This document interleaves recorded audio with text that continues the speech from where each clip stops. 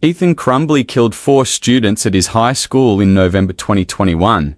A jury has found Jennifer Crumbley, the mother of Michigan school shooter Ethan Crumbley, guilty of involuntary manslaughter in connection with the shooting deaths of 4 students at Oxford High School in November 2021.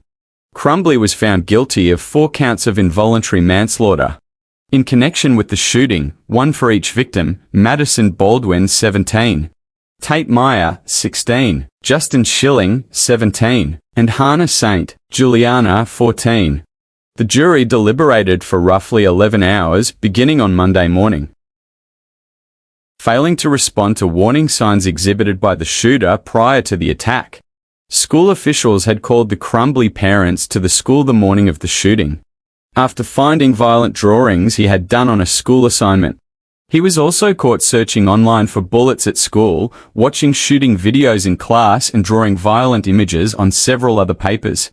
School officials testified that the parents chose not to take their son home despite the school telling them to get him immediate help and offering them facilities that provided same-day mental health care services.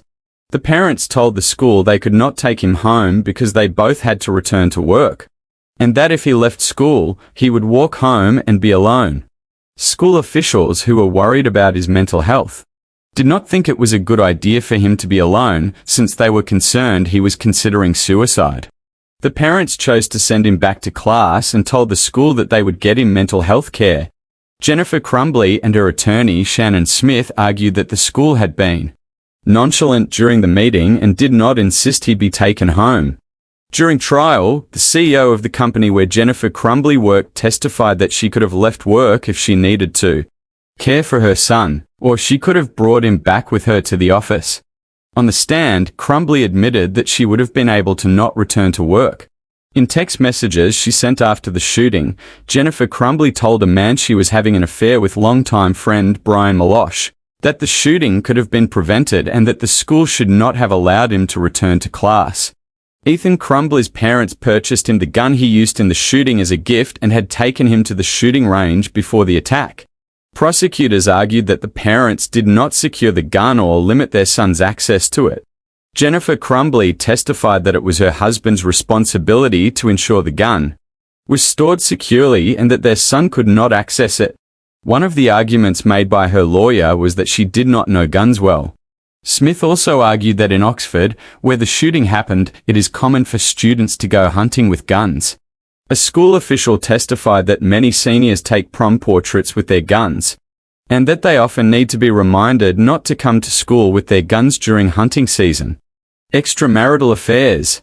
In a turn of events, Jennifer Crumbley came under fire when a witness took the stand Malosh, and it was revealed they were having an affair at the time of the shooting.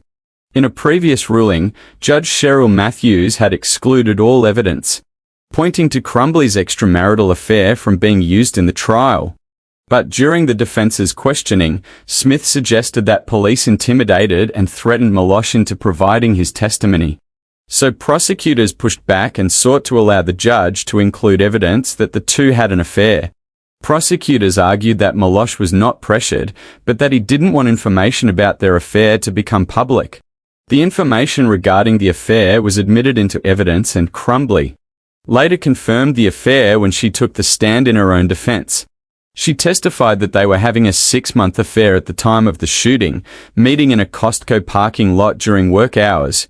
Prosecutors argued that she spent a significant amount of time on her affair and taking care of her horses, often leaving her son alone and ignoring his messages. Crumbley said her affair only took place while her son was at school, and that she always offered to take him with her when she went to see her horses, but he was not interested.